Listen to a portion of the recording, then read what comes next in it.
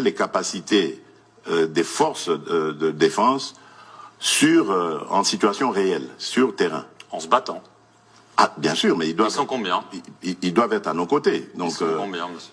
900 par là, un bon millier peut-être. Alors pour tenter de retourner la situation en votre faveur, vous avez aussi eu recours à des compagnies de sécurité occidentales, une française, Agemira, une roumaine, Congo Protection.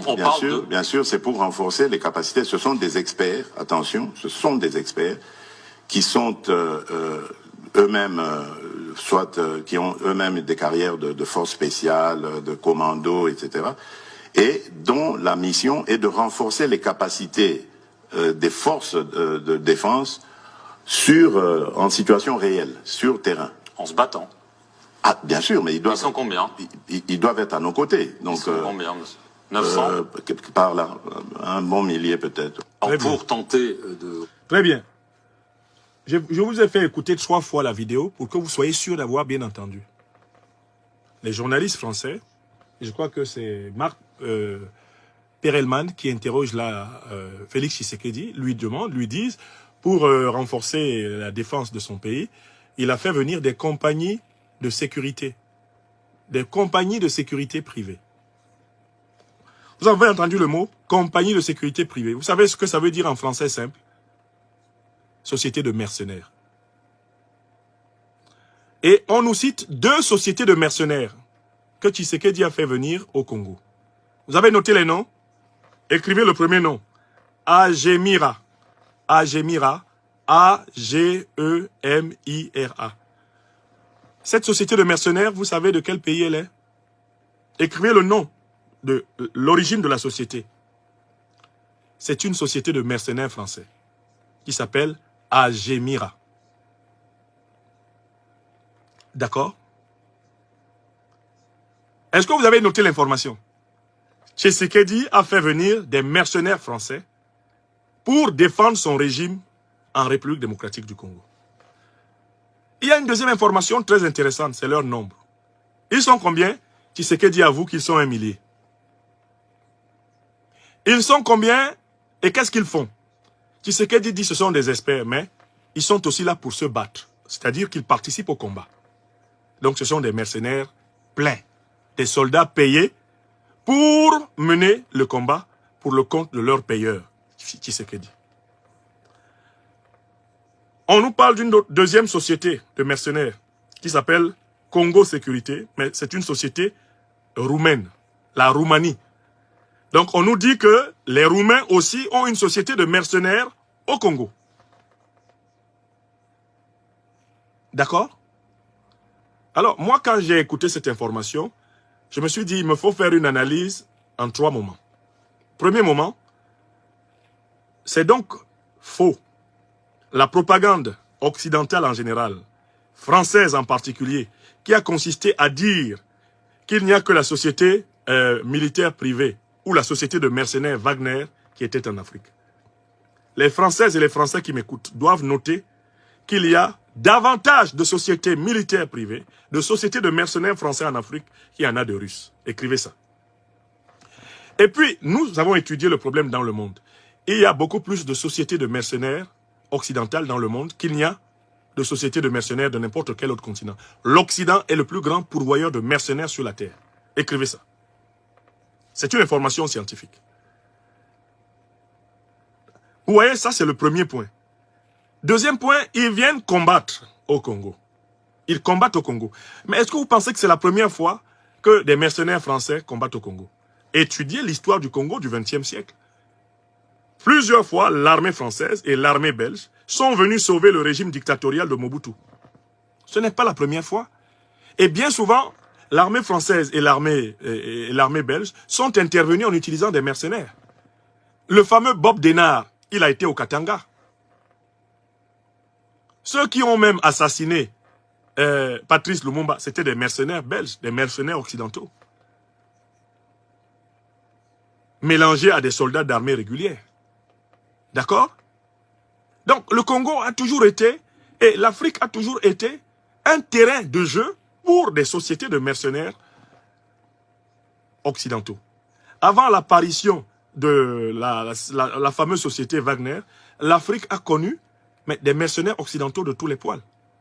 Et ils y sont encore. Tshisekedi nous avoue cela, n'est-ce pas? C'est ma première réaction. La propagande, Wagner le matin, Wagner à midi. Vous voyez comment ils sont dans le mensonge, dans le 2 poids 2 mesures. Vous voyez comment ils sont complètement inacceptables et imbuvables dans leur manière de faire. Les 2 journalistes qui interrogent Tshisekedi n'osent pas appeler Ajemira mercenaire d'Ajemira. Pourtant, ils ont toutes les caractéristiques des soldats de Wagner. Wagner sont des mercenaires, pourquoi? Parce que ce sont des soldats privés qui sont payés pour combattre. Mais quand on veut parler d'Ajemira, on n'utilise pas la même terminologie. On essaye d'habiller ça sous des habits beaucoup plus respectables, société privée de sécurité. C'est une honte.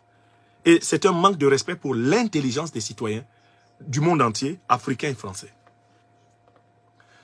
Je passe à mon deuxième niveau de réaction. Mais écoutez, Félix Tshisekedi nous dit qu'il est en guerre contre le Rwanda.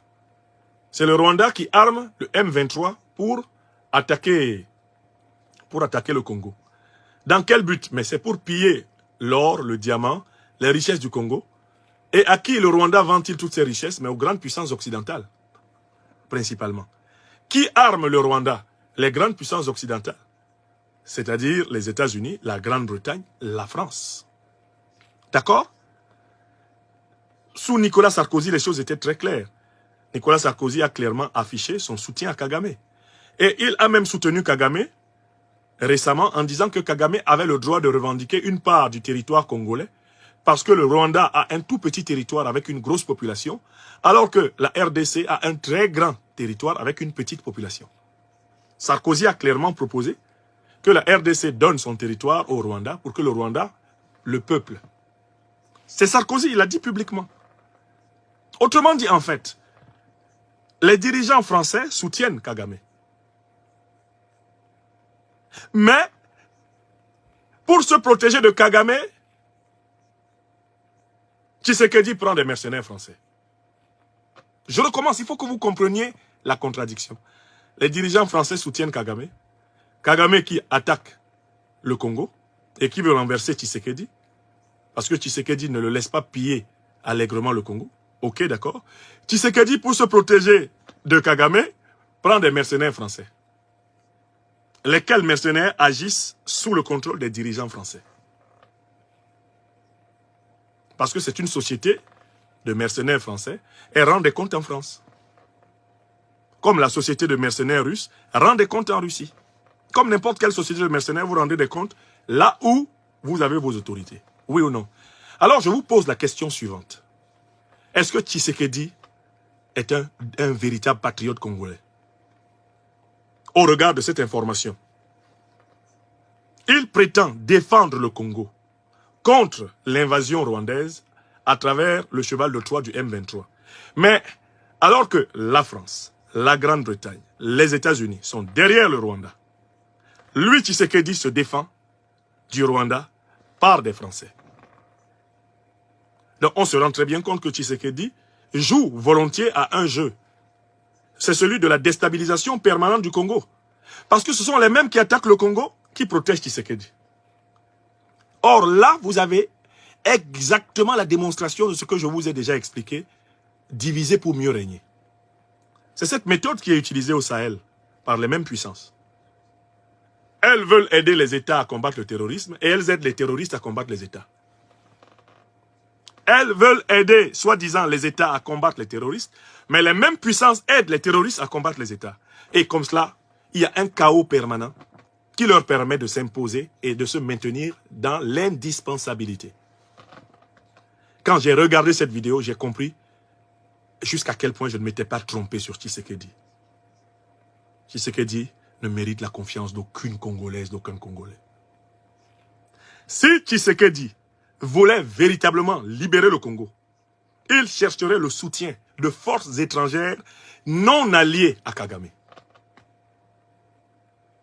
Car en acceptant des forces étrangères alliées à Kagame, il participe au jeu de la déstabilisation qui lui permet de durer, croit-il, comme président, à Kagame de durer comme président pendant que les peuples rwandais et congolais souffrent. Vous comprenez? Cela veut dire que Tshisekedi joue volontiers à un jeu dangereux pour son propre peuple. Il sait que c'est un jeu dans lequel ce sont les pauvres Congolais qui sont assassinés tous les jours. Lui, il n'arrêtera jamais de gracier. Il sait très bien qu'on ne peut pas se protéger d'un suppôt de l'Occident en se faisant protéger par des mercenaires occidentaux. Ce que le Mali a compris, on ne peut pas combattre les terroristes d'Al-Qaïda et l'État islamique en s'associant à la puissance qui les a fait venir. On ne peut pas. Tshisekedi ne peut pas combattre les terroristes du M23 qui sont soutenus par le Rwanda, lequel Rwanda est en réalité un suppôt de l'impérialisme occidental, et notamment anglo-américain. Tshisekedi ne peut pas efficacement combattre ces gens-là en comptant sur eux. En fait, il joue à la balle avec l'âme du peuple congolais. Il se joue avec le peuple congolais. Tshisekedi se fait protéger par Ajemira. Mais Kagame est l'homme des maîtres d'Ajemira. Donc, ils sont là, ils s'amusent à faire mourir les peuples. Ils mettent le Kivu à feu et à sang. Lui, pour rester président à Kinshasa, soi-disant parce qu'il est en train de mener une guerre de libération, qui n'en est pas une. Et Kagame, parce qu'il veut être président jusqu'à sa mort à Kigali, soi-disant parce qu'il veut donner à son peuple un niveau de vie qu'il ne mérite pas. Vous voyez ça? J'ai eu les bras qui m'en tombaient quand j'ai écouté cette vidéo. Et puis les deux journalistes là, Perelman et l'autre qui était assis, qui sont spécialistes pour nous tympaner. Ils nous crèvent les oreilles matin, midi et soir depuis des années. Wagner, Wagner, Wagner, Wagner. Ils font semblant d'avoir oublié que Ajemira, c'est le Wagner des Français. Et ce n'est pas la seule société militaire privée française, il y en a plein. J'ai un livre ici que je vous ai déjà commenté. Le livre du lieutenant-colonel Émile Marie. Il n'est pas souvent très loin. La dernière fois que je l'ai lu, je crois que je l'ai rangé dans la bibliothèque en face, dans lequel je vous ai donné le descriptif des sociétés militaires privées. Il y en a plus d'américaines, de canadiennes, de françaises, d'anglaises que de chinoises ou de russes. Et tous les jours, on fait du chantage aux Africains, on menace les Africains pour leur parler d'une énième venue, d'une terre venue dans le monde des mercenaires. Et dont les Africains n'ont rien à foutre. Les Africains veulent la paix, la sécurité. Et ils la cherchent avec ceux qui sont des partenaires sincères. Tshisekedi ne se rend pas compte que cet aveu public est la preuve qu'il n'est pas l'homme de la situation. Et je conclus mon propos sur ce dernier sujet en disant, j'ai toujours dit et je suis convaincu que la solution politique congolaise, elle viendra de l'armée congolaise. Tant que les patriotes de l'armée congolaise n'ont pas pris la situation politique congolaise en main, le Congo continuera à être dépecé et pillé. Il faut que des patriotes dans l'armée congolaise assument le rôle des Assimi Goïta, le rôle des Abdourahmane Tiani, le rôle de Ibrahim Traoré en Afrique de l'Ouest pour libérer le Congo. Il faut un sursaut patriotique de l'armée congolaise. Tshisekedi n'est pas à la hauteur. Et je ne vois aucun civil occidentalisé au sens de soumis aux injonctions du FMI, de la Banque mondiale, du Club de Paris, du Club de Londres. Tous ces gens-là qui attendent des prix de l'Occident ne peuvent pas conduire le Congo, le grand Congo, vers l'émancipation. Ils ne peuvent pas. Voilà pourquoi mon intuition d'analyse politique me dit que la solution pour un changement sérieux au Congo, elle se trouve dans l'armée congolaise. Elle se trouve aussi dans le peuple congolais, qui doit comprendre et montrer à ses dirigeants qu'ils maîtrisent les grands enjeux du monde. Ce que Tshisekedi a dit là devrait être suffisant pour que jamais plus les Congolais n'acceptent qu'il préside à leur pays. Quoi? Tu combats le M23? Lequel M23 est armé par le Rwanda? Lequel Rwanda est armé par les Occidentaux, les puissances occidentales? Et tu viens te protéger par les Occidentaux? Et tu nous dis que c'est eux que tu combats? C'est une foutaise. À Abidjan, on appelle ça une foutaise. C'est une foutaise. Il se fout de nous. Il se fout de nous. J'ai eu honte en écoutant Tshisekedi. Et voilà donc sur quoi il compte. Il compte sur le maintien de la RDC en guerre pour rester au pouvoir. Voilà sur quoi il compte. Il compte sur cette bande de mercenaires pour perpétrer un coup d'État électoral, pour faire une fraude électorale. C'est sur ça qu'il compte. C'est sur eux qu'il compte pour proclamer qu'il a gagné quand il aura perdu. Parce qu'il compte sur eux pour réprimer les leaders de l'opposition et confisquer le pouvoir et puis continuer le système du diviser pour mieux régner. Vivre de la guerre, nourrir la guerre, alimenter la guerre contre mon peuple, le peuple congolais. C'est une honte. C'est une honte. C'est une honte, Tshisekedi. Et puis il y a des gens qui vont venir me dire qu'il est panafricaniste. Panafricaniste, mon œil. Aucun panafricaniste exerçant le pouvoir ne s'associe aux puissances coloniales, négrières et impérialistes. Aucun. Je recommence. Aucun panafricaniste exerçant le pouvoir ne s'associe aux puissances négrières, colonialistes, néocolonialistes et impérialistes. Aucun. Il maintient les relations diplomatiques puisqu'elles sont nécessaires, mais ce ne sont pas ses alliés. Les alliés des panafricanistes, c'est les puissances anticolonialistes, les puissances anti-impérialistes et les compagnons de la lutte des Africains pour leur autodétermination. Voilà. Donc aujourd'hui, un leader panafricaniste construit ses alliances dans le monde multipolaire. Voilà la vérité. Il ne construit pas ses alliances avec ceux qui ne veulent pas d'une Afrique libre, qui ne veulent pas d'une Afrique souveraine. Ceux qui veulent qu'éternellement, les dirigeants africains organisent le pillage de l'Afrique pour les enrichir eux, pendant que l'on appauvrit les peuples africains. On ne peut pas faire d'alliance avec eux et dire qu'on est panafricaniste. Voilà mes chers amis, ce que je voulais dire aujourd'hui. Vous étiez, oui, plus de 8000 personnes.